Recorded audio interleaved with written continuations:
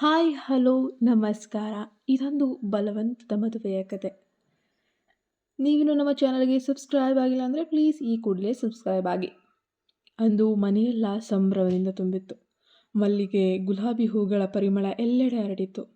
ಮಾವಿನ ಎಲೆಗಳಿಂದ ಮಾಡಿದ್ದ ತಳಿಯು ತೋರಣಗಳು ಮದುಮಗಳ ಹೊಸ ಬದುಕಿಗೆ ಸ್ವಾಗತ ತೋರ್ತಾ ಇತ್ತು. ಆದರೆ ಆ ಸಂಭ್ರಮದ ನಡುವೆಯೇ ಒಬ್ಬ ಹುಡುಗಿ ಮಾತ್ರ ಮನಸ್ಸಿನಲ್ಲಿ ಮೌನವಾಗಿ ಒದ್ದಾಡ್ತಾ ಇದ್ದಾಳೆ. ಮದುವೆ ಬೇಡ ಅಂತ ಅಮ್ಮನ ಬಳಿ ಅಂಗಲಾಚಿದ್ರು. ಹುಡುಗ ಒಳ್ಳೆಯವನು, ನಿನಗೆ 24 ವರ್ಷ ಆಗಲೇ ವಯಸ್ಸಾಗ್ಬಿಟ್ಟಿದೆ, ಈ ಅವಕಾಶವನ್ನು ಕಳ್ಕೋಬೇಡ ಅಂತ ಅಮ್ಮ ಒಂದೇ ಸಮಾಧಾನ ಮಾಡ್ತಾನೆ ಇದ್ದಾರೆ. ಆದರೆ ಮದುವೆ ಬೇಡ ಎನ್ನಲು ಅವಳಿಗೆ ಯಾವ ಕಾರಣಗಳೂ ಇರಲಿಲ್ಲ. ಅವಳು ಏನು ಹೇಳಬೇಕಂತ ತಿಳಿಯದೆ ಸುಮ್ಮನೆ ಆಗ್ಬಿಡ್ತಾಳೆ. ಒಮ್ಮೊಮ್ಮೆ ತಾಯಿ ಕೇಳಿದ್ದು ಉಂಟು, ನೀನು ಯಾರನ್ನಾದರೂ ಪ್ರೀತಿಸಿದೀಯಾ ಅಂತ. ಅದಕ್ಕೂ ಉತ್ತರ ಇಲ್ಲ. ಮತ್ತು ಇನ್ನೇನು, ಮದುವೆ ಆಗಬಹುದಲ್ಲ ಅನ್ನೋ ಅಮ್ಮನ ಉತ್ತರ. ಅವಳು ಅಡುಗೆ ಮನೆಯಲ್ಲಿದ್ದಾಗ ಎಲ್ಲರೊಂದಿಗೆ ನಗುತ್ತಾ ಅರಟುತ್ತಾ ಇದ್ದಳು. ಆದರೆ ಈಗ ಒಂಟಿಯಾಗಿ ಕಣ್ಣೀರಿಡ್ತಾ ಇದ್ದಾಳೆ. ಎಲ್ಲವನ್ನ ಮರೆತು ಬಿಟ್ಟೆ ಅಂತ ಅಂದ್ಕೊಂಡಿದ್ದೆ ಅಂತ ಯೋಚಿಸ್ತಾ ಅಳ್ತಾ ಇದ್ಲು. ಆದರೆ ಆ ಕಹಿ ನೆನಪು ಮರೆಯುವುದು ಅಸಾಧ್ಯ. ಅವಳು ತಾನು ತುಂಬ ದುರ್ಬಲ ಮತ್ತು ಹೇಡಿ ಅಂತ ತನ್ನನ್ನೇ ತಾನು ಜರೆದುಕೊಂಡು ತುಂಬ ಕಮ್ಮಿಯಾಗಿ ನೋಡ್ತಾ ಇದ್ಲು. ಆಕೆಯ ಗೊಂದಲದ ನಡುವೆಯೇ ಮದುಮಗಳ ಕೋಣೆಯನ್ನು ಸಿದ್ಧಪಡಿಸಲಾಗ್ಬಿಟ್ಟಿತ್ತು. ಹಳೆಯ ಮಂಚಕ್ಕೆ ಹೊಸ ಹಾಸಿಗೆ, ಹೊಸ ಹೊದಿಕೆ, ಹೂಗಳಿಂದ ಅಲಂಕರಿಸಲಾಗಿತ್ತು. ಇಡೀ ರೂಮೇ ಮಲ್ಲಿಗೆ ಹೂವಿನಿಂದ ಗಮಗುಡ್ತಿತ್ತು. ಸಂಬಂಧಿಕರು ತಂದ ಹಣ್ಣುಗಳು ಮತ್ತು ಸಿಹಿ ತಿಂಡಿಗಳು ತಟ್ಟೆಯಲ್ಲಿ ಹೊಳಿತಾ ಇದ್ವು. ಅವಳ ಬದುಕು ಈಗ ಪೂರ್ತಿಯಾಗಿ ಬದಲಾಗಿದೆ ಅಂತ ಆ ದೃಶ್ಯಗಳು ಸೂಚಿಸ್ತಾ ಇದ್ವು.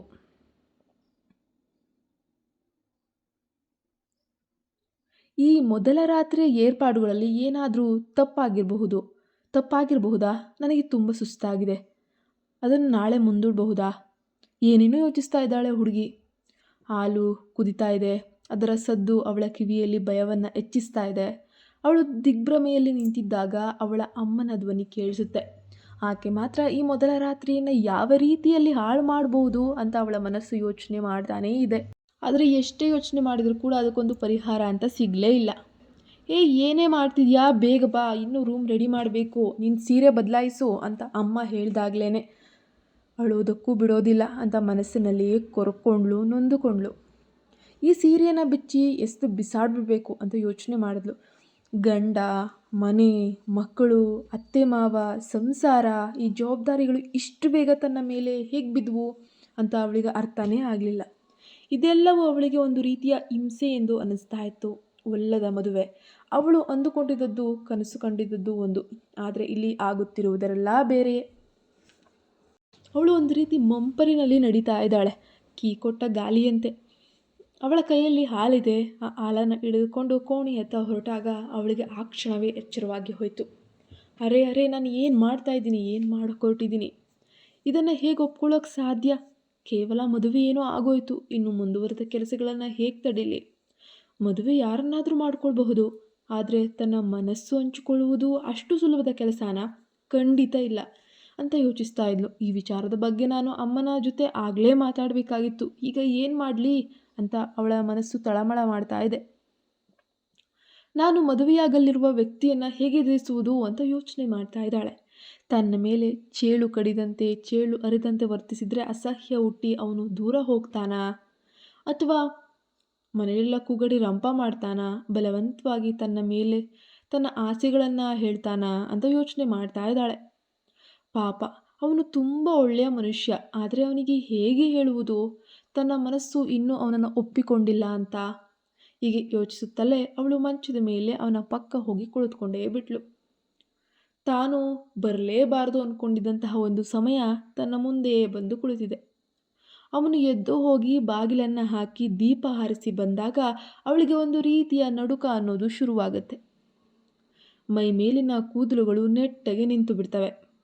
ಬಗ್ಗಿಸಿದ ತಲೆ ಎತ್ತಲು ಅವಳಿಗೆ ಆಗಲೇ ಇಲ್ಲ.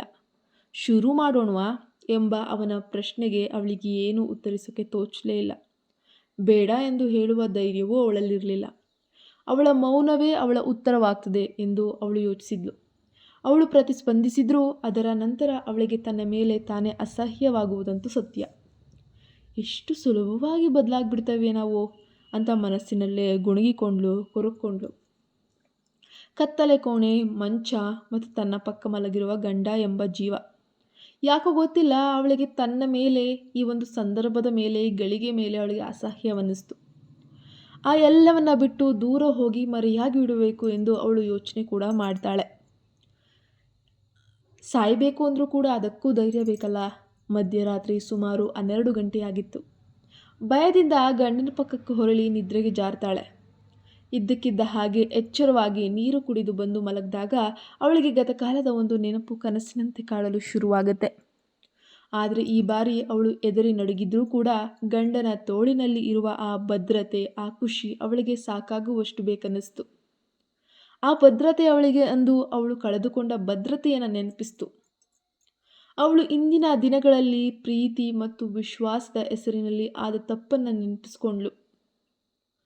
ಈಗ ಬುದ್ಧಿ ಬಂದಾಗಿನಿಂದಲೂ ಕೂಡ ಹೇಳಬೇಕು, ಯಾರ ಹತ್ರನ ಹೇಳಲೇಬೇಕು ಅಂತ ಅನ್ನಿಸ್ತಾನೆ ಇತ್ತು. ಅವಾಗೆಲ್ಲ ಒಂದೇ ಭಯ, ತಪ್ಪಿನ ನಾಚಿಕೆ. ಹೇಗೋ ಬಾಯಿ ಮುಚ್ಚಿಸ್ತಾ ಇತ್ತು, ಆ ಕ್ಷಣವನ್ನು ತಡೆಗಟ್ತಾ ಇತ್ತು ಅಂತ ಯೋಚಿಸಿದ್ಲು. ಅವಳು ಕಣ್ಣು ಮುಚ್ತಾಳೆ. ಅವಳ ಅಂತರಂಗ ಕಹಿ ನೆನಪಿನೊಂದಿಗೆ ಸಾಗುತ್ತೆ. ಅವಳಿಗೆ ಸುಮಾರು 11 ವರ್ಷ ವಯಸ್ಸಿದ್ದಾಗ ಅವಳು ದೊಡ್ಡಪ್ಪ ಒಬ್ಬರೇ ಮನೆಯಲ್ಲಿದ್ದರು. ಆ ದಿನ ಅವಳು ದೊಡ್ಡಪ್ಪನ ಪಕ್ಕದಲ್ಲಿಯೇ ಮಲಗಿದ್ಲು. ಯಾಕಂದರೆ ಅಮ್ಮ ಯಾರೂ ಇರಲಿಲ್ಲ. ಚಳಿ ಇದೆ ಪುಟಿ ಅಂತ ಹೇಳಿದರು. ಅವಳು ಅವರ ಪಕ್ಕ ಮಲಗಿರ್ತಾಳೆ. ಆ ರಾತ್ರಿ ದೊಡ್ಡಪ್ಪನ ಮಾತುಗಳು, ಸ್ಪರ್ಶ, ಅವಳ ಮನಸ್ಸಿನಲ್ಲಿ ಉಂಟಾದ ಅಸಹ್ಯದ ಭಾವನೆಗಳು ಅವಳಿಗೆ ಸ್ಪಷ್ಟವಾಗಿ ಈ ಕ್ಷಣ ತುಂಬ ಚೆನ್ನಾಗಿ ನೆನಪಾಗ್ತಾ ಇದೆ. ದೊಡ್ಡಪ್ಪ, ನಿನ್ನ ಕೈ ಭಾರ ಇದೆ, ಕೈ ಹಾಕಬೇಡ ಅಂತ ಹೇಳಿದ್ಲು. ಇದು ಯಾರ ಹತ್ರನೂ ಹೇಳಬಾರ್ದು ಎಂದು ದೊಡ್ಡಪ್ಪ ಹೇಳಿದ ಮಾತುಗಳು ಅವಳ ಕಿವಿಯಲ್ಲಿ ಈಗಲೂ ಕೂಡ ಗುಯ್ಗುಡ್ತಾ ಇದೆ. ಆ ಘಟನೆ ಅವಳ ಮನಸ್ಸಿನಲ್ಲಿ ಗಾಯವಾಗಿ ಉಳಿದೋಗಿದೆ. ಗಂಡ ಗಾಢ ನಿದ್ರೆಯಲ್ಲಿದ್ದಾನೆ. ಅವಳು ಅವನತ್ತ ನೋಡ್ತಾಳೆ. ಒಳ್ಳೆಯ ಗಂಡ, ಒಳ್ಳೆಯ ಅತ್ತೆ ಮಾವ, ಇಂತಹ ಕುಟುಂಬ ಪಡೆಯೋಕ್ಕೆ ಖಂಡಿತ ಪುಣ್ಯ ಮಾಡಿರಬೇಕು ಅಂತ ಯೋಚಿಸಿದ್ಲು. ಅವನ ಮುಖವನ್ನು ನೋಡಿದರೆ ತುಂಬ ಅಂದರೆ ತುಂಬ ಸಜ್ಜನ ವ್ಯಕ್ತಿಯಂತೆ ಕಾಣ್ತಾನೆ. ಆದರೆ ಅರಿಯದ ವಯಸ್ಸಿನಲ್ಲಿ ಮಾಡಿದ ಆ ತಪ್ಪು ಬುದ್ಧಿ ಬಂದಾಗಿನಿಂದ ಪದೇ ಪದೇ ಕಾಡುತ್ತಲೇ ಇದೆ, ಹಿಂಸೆ ಕೊಡ್ತಾನೇ ಇದೆ. ಇದಕ್ಕೆ ಪರಿಹಾರವೇನು? ಮರೆಯುವುದಾ? ಪಶ್ಚಾತ್ತಾಪ ಪಡುತ್ತಾ ಬದುಕುವುದಾ? ಇದರಲ್ಲಿ ನನ್ನ ತಪ್ಪು ಏನಿದೆ ಅಂತ ಯೋಚಿಸ್ತಾ ಗಂಡನ ದಿಂಬಿನ ಕೆಳಗೆ ಏನೋ ಇದೆ ಅಂತ ಹೇಳ್ಬಿಟ್ಟು ಗಮನಿಸ್ತಾ ಇದ್ದಾಳೆ ಹುಡುಗಿ. ಅದು ಅವಳ ಡೈರಿ ಆಗಿತ್ತು ಮತ್ತು ಅದರ ಮೇಲೆ ಒಂದು ಪತ್ರ ಕೂಡ ಇತ್ತು. ತಕ್ಷಣ ಅವಳ ದೇಹ, ಮನಸ್ಸು ಪ್ರತಿಯೊಂದು ಕೂಡ ನಡುಗೋಕ್ಕೆ ಶುರುವಾಗತ್ತೆ. ಅವರು ನನ್ನ ಡೈರಿಯನ್ನು ಓದಿರಬಹುದಾ? ಏನಾದರೂ ಪ್ರಶ್ನೆ ಮಾಡದೆ ಯಾಕೆ ಸುಮ್ಮನಿದ್ದಾರೆ ಅಂತ ಭಯಪಟ್ಲು. ಅವಳು ತಕ್ಷಣವೇ ಪತ್ರ ತೆರೆದ್ಲು. ಅದರಲ್ಲಿ ಹೀಗೆ ಬರೆದಿರುತ್ತೆ: ಉತ್ತರ ಸಿಗದ ಪ್ರಶ್ನೆಗಳ ನೆನಪಿನಲ್ಲಿ ಬದುಕುವುದನ್ನು ಬಿಟ್ಟು ತಿಳಿಯದ ವಯಸ್ಸಿನಲ್ಲಿ ಮಾಡಿದ ತಪ್ಪು ಖಂಡಿತ ತಪ್ಪಲ್ಲ ಎಂಬುದನ್ನು ಅರಿತು ಬದುಕುವುದು ಜಾಣತನ, ಬುದ್ಧಿವಂತಿಕೆ. ಸಿಕ್ಕಿರುವ ಒಳ್ಳೆಯ ಭವಿಷ್ಯವನ್ನು ಹಾಡು ಮಾಡಿಕೊಳ್ಳೋದು ಶುದ್ಧವಾದ ಮೂರ್ಖತನ. ನಿನ್ನನ್ನು ಉಪಯೋಗಿಸ್ಕೊಂಡ ಆ ನೀಚ ಮನುಷ್ಯ ಇಂದು ಎಲ್ಲವನ್ನ ಮರೆತು ಗಂಡ, ಹೆಂಡತಿ, ಮಕ್ಕಳು ಅಂತ ಹೇಳ್ಬಿಟ್ಟು ಸುಖವಾಗಿರುವಾಗ ನೀನು ಯಾಕೆ ಈ ತಪ್ಪಿಗೆ ಚಿಂತೆ ಮಾಡ್ತಿದೀಯೇ? ಬುದ್ಧಿ ಇಲ್ಲದ ದಡ್ಡಿ. ಇಂದಿಗೆ ಆ ಕಹಿ ನೆನಪು ಮರೆಯಾಗಲಿ. ಈ ಬುದ್ಧಿ ದೇವರು ಇಷ್ಟು ದಿನ ನಿನಗೆ ಕೊಡದಿದ್ದರೂ ಇಂದಾದರೂ ನಿನಗೆ ಸಿಗಲಿ. ನೀನು ಎಂದಿಗೂ ನನ್ನವಳು. ಇವೆಲ್ಲವನ್ನು ನಾನು ಓದಿದ್ದೇನೆ ಎಂದು ಆತಂಕ ಪಡಬೇಡ. ನಿನ್ನ ನೋವು ನನಗೆ ತಿಳಿದಿದೆ. ಈಗ ಏನಾಯಿತು ಅದೆಲ್ಲ ಒಳ್ಳೆಯದೇ ಆಯ್ತಲ್ವಾ? ಕ್ಷಮಿಸು, ನಿನಗೆ ಗೊತ್ತಿಲ್ಲದೆ ನಿನ್ನ ಡೈರಿಯನ್ನು ಕದ್ದು ಓದಿದ್ದಕ್ಕೆ. ಈ ರೀತಿಯಾಗಿತ್ತು. ಇಂತಿ ಎಂದೆಂದಿಗೂ ನಿನ್ನವನು, ನಿನ್ನ ಪ್ರೀತಿಯ ಗಂಡ ಅಂತ ಬರೆದಿತ್ತು.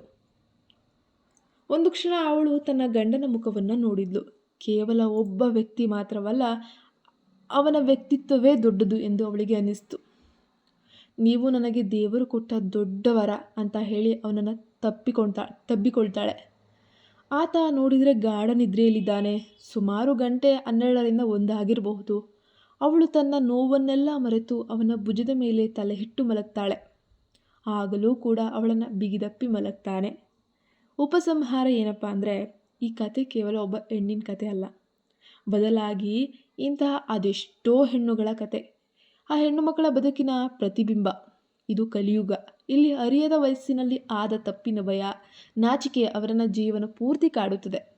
ಆದರೆ ಕಥೆಯಲ್ಲಿ ಬರುವ ಆ ಗಂಡನಂತೆ ಕೆಲವೊಮ್ಮೆ ಜೀವನದಲ್ಲಿ ಸಿಗುವಂತಹ ನಂಬಿಕಸ್ಥ ವ್ಯಕ್ತಿಯೊಬ್ಬರು ತಮ್ಮ ನೋವನ್ನು ಅರ್ಥ ಮಾಡಿಕೊಂಡು ಅದರಿಂದ ಹೊರಬರುವ ಶಕ್ತಿಯನ್ನು ತುಂಬುತ್ತಾರೆ ಖಂಡಿತ. ತಮ್ಮ ಸುಂದರ ಬದುಕನ್ನು ಕಟ್ಕೊಳ್ಳೋಕೆ ತಮ್ಮ ನೋವನ್ನು ಒಬ್ಬ ಒಳ್ಳೆಯ ವ್ಯಕ್ತಿಯ ಜೊತೆಗೆ ಹಂಚ್ಕೊಳ್ಬೇಕು, ಅಥವಾ ಗೆಳತಿಯರ ಜೊತೆ ಹಂಚ್ಕೊಳ್ಬೇಕು, ಅಥವಾ ಅದನ್ನು ಮರೆತು ಮುನ್ನಡೆಯಬೇಕು. ಆ ಒಂದು ಧೈರ್ಯ ಖಂಡಿತ ಬೇಕು. ಈ ಸಂದೇಶ ಈ ಕತೆ ನೀಡುತ್ತದೆ. ಬದುಕು ಎಂದಿಗೂ ನಿಲ್ಲುವುದಿಲ್ಲ, ಅದು ನಿಂತ ನೀರಲ್ಲ, ಹರಿಯುವ ನದಿ ಅಂತಾನೆ ಹೇಳ್ಬೋದು. ಬದಲಾಗಿ ಪ್ರತಿ ಕ್ಷಣವೂ ಹೊಸ ಸಾಧ್ಯತೆಗಳನ್ನು ತೆರೆದಿಡುತ್ತೆ. ಹಳೆಯ ನೆನಪುಗಳಿಂದ ಹೊರಬಂದು ಮುನ್ನಡೆಯುವ ಧೈರ್ಯ ಮಾಡಿದಾಗ ನಿಜವಾಗಿಯೂ ಜೀವನ ಸುಂದರವಾಗಿ ರೂಪುಗೊಳ್ಳುತ್ತದೆ. ಈ ಕಥೆಯ ನಾಯಕಿ ಕಹಿ ನೆನಪಿನಿಂದ ಹೊರಬಂದು ಹೊಸ ಬದುಕನ್ನು ಕಟ್ಟಿಕೊಂಡಂತೆ ನಮ್ಮೆಲ್ಲರ ಬದುಕಿನಲ್ಲೂ ನೋವನ್ನು ಅರ್ಥ ಮಾಡಿಕೊಳ್ಳುವಂತಹ ಒಳ್ಳೆಯ ಮನಸ್ಸಿನ ವ್ಯಕ್ತಿ ಸಿಗಲಿ ಅಂತ ಹಾರೈಸ್ತೀನಿ. ಮತ್ತು ಆ ನೋವನ್ನು ಮರೆತು ಮುನ್ನಡೆಯುವ ಶಕ್ತಿ ದೊರೆಯಲಿ ಎಂಬ ಆಶಯ ಈ ಕಥೆಯಲ್ಲಿದೆ. ಹಾಗೆ ಈ ಕಥೆಯ ಬಗ್ಗೆ ನಿಮ್ಮ ಅನಿಸಿಕೆಗಳೇನು, ಅಭಿಪ್ರಾಯವೇನು? ಈ ರೀತಿಯ ಒಂದು ಸಂದರ್ಭಗಳು ಅಥವಾ ಸಿಚುಯೇಷನ್ಸ್ ನಿಮ್ಮ ಜೊತೆಯಲ್ಲಿರುವವರು ಅಥವಾ ನಿಮ್ಮ ಜೀವನದಲ್ಲೇ ನಡೆದಿದೆಯಾ? ಇನ್ನಷ್ಟು ಕಥೆಗಳು ಬರೆಯಬೇಕಂದ್ರೆ ಯಾವ ವಿಷಯದ ಬಗ್ಗೆ ಬೇಕು ಅನ್ನೋದನ್ನು ತಿಳಿಸಿ.